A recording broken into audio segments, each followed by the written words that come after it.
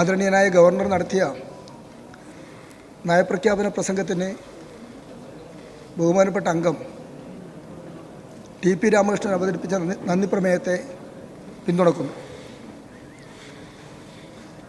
സഖാവ് പിണറായിയുടെ നേതൃത്വത്തിലുള്ള കേരളത്തിലെ LDF സർക്കാരിൻ്റെ നയരേഖയാണ് ഗവർണർ അവതരിപ്പിച്ചത്.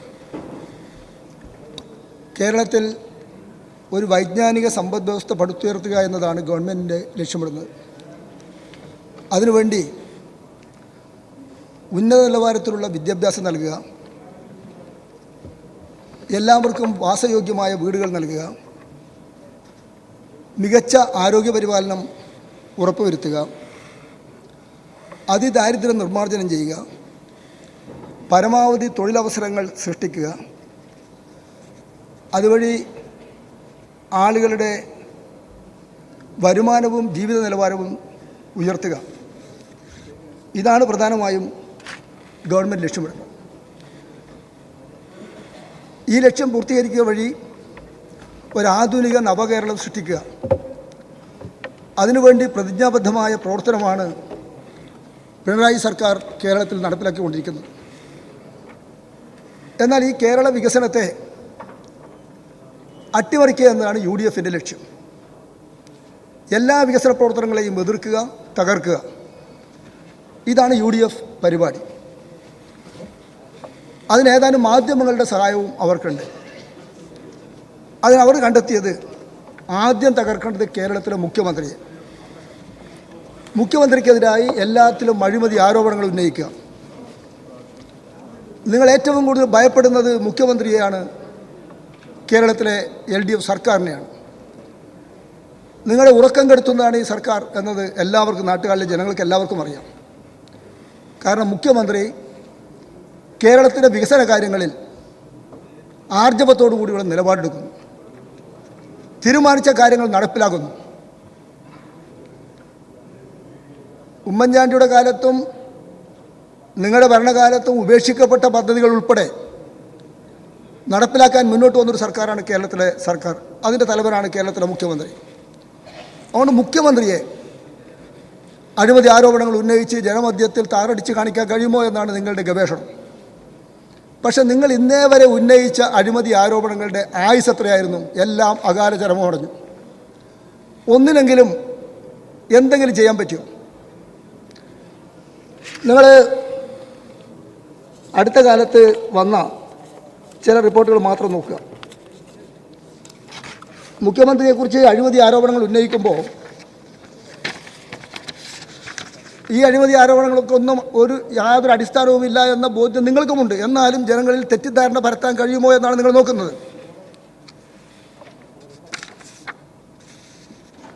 മറ്റ് സംസ്ഥാനങ്ങളിലെ, നിങ്ങൾ ഭരിക്കുന്ന കർണാടക സംസ്ഥാനത്തിലെ മുഖ്യമന്ത്രിയുടെ അവസ്ഥ എന്താ?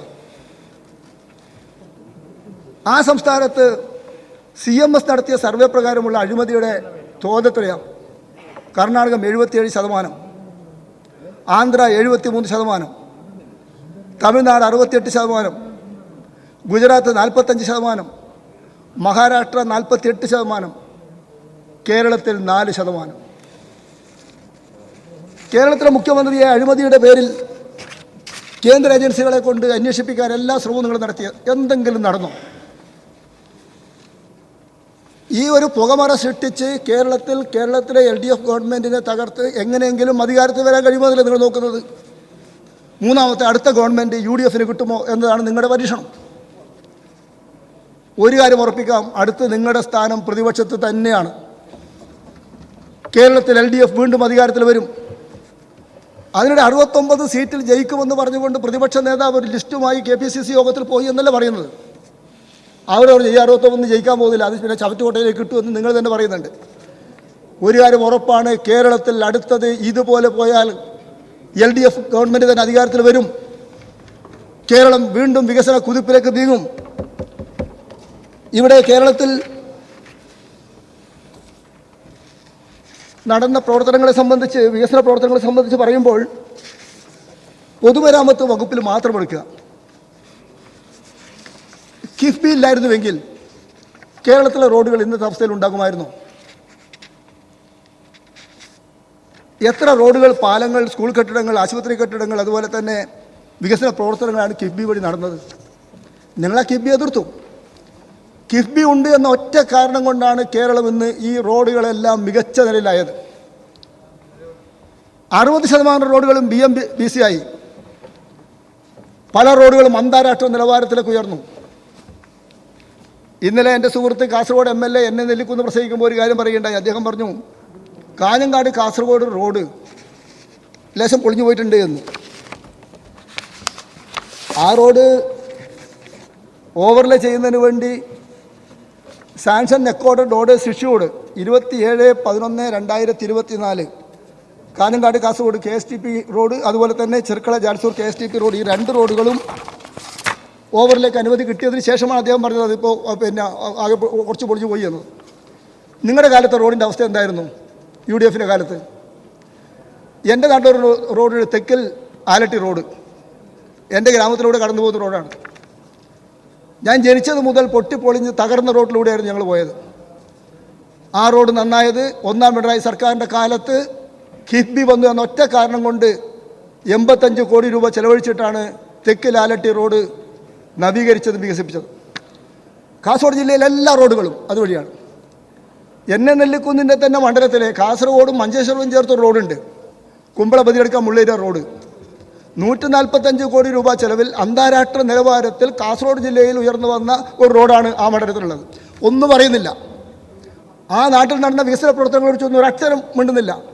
ആകെ ഒരു റോഡിൽ 2 കുഴി വീണപ്പോൾ അതാണ് മഹാസംഭവമെന്ന് എടുത്തു കാണിച്ച് ഈ പൊതുമരാമത്ത് വകുപ്പ് നടത്തിയ പ്രവർത്തനങ്ങളെ, കേരളത്തിൽ നടത്തിയ മൊത്തം വികസന പ്രവർത്തനങ്ങളെ എങ്ങനെയെങ്കിലും മോശമാക്കി ചിത്രീകരിക്കാൻ കഴിയുമോ എന്ന പരീക്ഷണമാണ് നിങ്ങൾ നടത്തിക്കൊണ്ടിരിക്കുന്നത്. അതുകൊണ്ടൊന്നും നടന്ന വികസന കാര്യങ്ങളെ സംബന്ധിച്ച്, നാട്ടിൽ നടക്കുന്ന കാര്യങ്ങളെ സംബന്ധിച്ചൊന്നും ജനങ്ങൾക്ക് ഒരു തെറ്റിദ്ധാരണ ഉണ്ടാകും എന്ന് നിങ്ങൾ ധരിക്കേണ്ടതില്ല. ഇതെല്ലാം ജനങ്ങൾ നേരിട്ട് കാണുകയാണ്. അതുപോലെ തന്നെ കിഫ്ബി വഴി 223 റോഡുകൾ ഹൈടെക്കായി, 91 പാലങ്ങൾ നടന്നു, 57 റെയിൽവേ ഓവർ മേൽപ്പാലങ്ങൾ നടന്നുകൊണ്ടിരിക്കുകയാണ്, 15 ഫ്ലൈ ഓവറുകൾ അംഗീകരിച്ചു, 18,445 കോടി രൂപയാണ് ഈ രംഗത്ത് മാത്രമുള്ള വികസനം, മറ്റേതും ചേർക്കാതെ ഈ രംഗത്ത് മാത്രമുള്ളത്. ആതുരസേവന രംഗത്ത് 10 കാത്ത് ലാബുകൾ ആരംഭിച്ചു, 44 ഡയാലിസിസ് സെൻ്ററുകൾ ആരംഭിച്ചു. ഓരോ മണ്ഡലത്തിലും ഓരോ ഐസൊലേഷൻ വാർഡുന്നത് പലതും നടപ്പിലായി, ചിലത് ഓൺഗോയിങ് ആണ്. 44,705 സ്കൂളുകളുടെ സ്കൂൾ ക്ലാസ് റൂമുകൾ ഹൈടെക്കായി, 11,257 ലാബുകൾ സ്കൂളുകളിൽ ആരംഭിച്ചു, 300-ലേറെ സ്കൂളുകൾക്ക് അതിമനോഹരമായ കെട്ടിടങ്ങൾ ഉയർന്നു വന്നു. അങ്ങനെ എത്രയെത്ര പ്രവർത്തനങ്ങളാണ് ഈ കേരളത്തിൽ നടന്നത്. ഈ പ്രവർത്തനങ്ങൾ ആകെ നടക്കുമ്പോൾ ഇതേ സംബന്ധിച്ചൊന്നും തന്നെ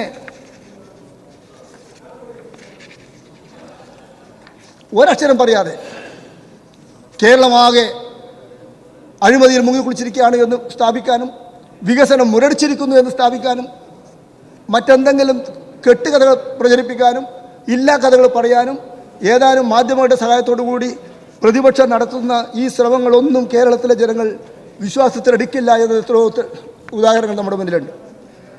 പിന്നെ ലോക്സഭാ തെരഞ്ഞെടുപ്പിൻ്റെ വോട്ട് പാറ്റേൺ നോക്കിയിട്ട് എല്ലാ കാര്യങ്ങളും തീരുമാനിച്ച് കളയാമെന്നാണ് നിങ്ങൾ ധരിക്കുന്നത്. അതൊരിക്കലും നടക്കാൻ പോകുന്നില്ല. ലോക്സഭാ തെരഞ്ഞെടുപ്പിൽ ജനങ്ങൾ വോട്ട് ചെയ്യുന്നൊരു രീതിയുണ്ട്. അസംബ്ലി ആകുമ്പോൾ നേരെ തിരിഞ്ഞു വരും. അത് കഴിഞ്ഞ ലോക്സഭയിലും കണ്ടു, അതിനുശേഷമുള്ള അസംബ്ലിയിലും കണ്ടു.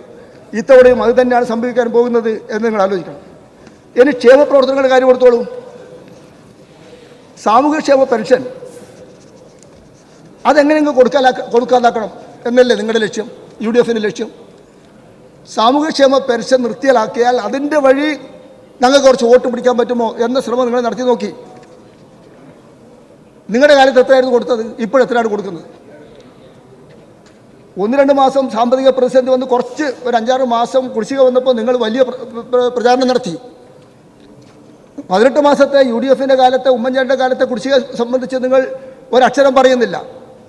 ഇപ്പോൾ കുടിശ്ശികയെല്ലാം തീർത്തില്ലേ? കഴിഞ്ഞ സഭയിൽ മുഖ്യമന്ത്രി പറഞ്ഞു എല്ലാം സമയബന്ധിതമായി കൊടുക്കാൻ തുടങ്ങിയില്ലേ? ഇപ്പം 2 പേര് കൊടുക്കാൻ തീരുമാനിച്ചല്ലോ, കുടിശ്ശിക ഉൾപ്പെടെ. 62 ലക്ഷം പേർക്കാണ് 1600 രൂപ തോതിൽ കൊടുക്കുന്നത്. ഈ കഴിഞ്ഞ 9 കൊല്ലം കൊണ്ട് 1,64,800 രൂപയാണ് ഒരാളുടെ കയ്യിലെത്തിയത്. ഒരു വീട്ടിൽ 2 പേർക്ക് പെൻഷൻ കിട്ടണമെങ്കിൽ 3,29,600 രൂപ കിട്ടിയിട്ടുണ്ട്. ഈ പെൻഷൻ കൊടുക്കാനുണ്ടാക്കിയ ഒരു കമ്പനി ഉണ്ടായിരുന്നു. ആ കമ്പനിയെ തകർക്കാൻ UDF-കാർ BJP കേന്ദ്ര ഗവൺമെൻറ്റിൻ്റെ കൂടെ നിന്നില്ലേ? ചുരുക്കി പറയാൻ സമയമില്ലാത്തതുകൊണ്ട് കൂടുതൽ കിടക്കുന്നില്ല. ക്ഷേമ പെൻഷനുകൾ അട്ടിമറിക്കുക, വികസന പ്രവർത്തനങ്ങൾ അട്ടിമറിക്കുക, ഇതാണ് നിങ്ങളുടെ പദ്ധതി പരിപാടി. അതിൻ്റെ കൂടെ UDF-ൻ്റെ ഭാഗമാണെങ്കിലും ലീഗ് കൂടി ചേർന്നു. ലീഗ് ഇപ്പോൾ ചെന്നുപറ്റിക്കുന്നത് ഒരു അഗാധമായ ഗർത്തത്തിലാണ്. SDPI-യുടെയും ജമാഅത്തെ ഇസ്ലാമിയുടെയും തൊഴുത്തിലേക്ക് ലീഗിനെ കൊണ്ട് കെട്ടിക്കഴിഞ്ഞ തെരഞ്ഞെടുപ്പിൽ അവരുടെ ചവിട്ടും തൊഴിയും കൊണ്ട് ഇപ്പോൾ ലീഗ് അവിടെ പെടയുകയാണ്. ലീഗ് രക്ഷപ്പെടില്ല.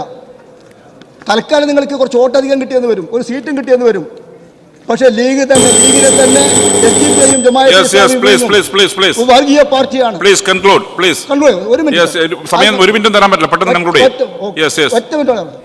അതുകൊണ്ട് ലീഗ് നിങ്ങളുടെ നിലപാട് മാറ്റിയില്ലെങ്കിൽ നിങ്ങൾ ഉണ്ടാകുന്ന എന്ന് മാത്രം പറഞ്ഞുകൊണ്ട് ഞാൻ നന്ദി പ്രമേയത്തെ വിളിച്ചു.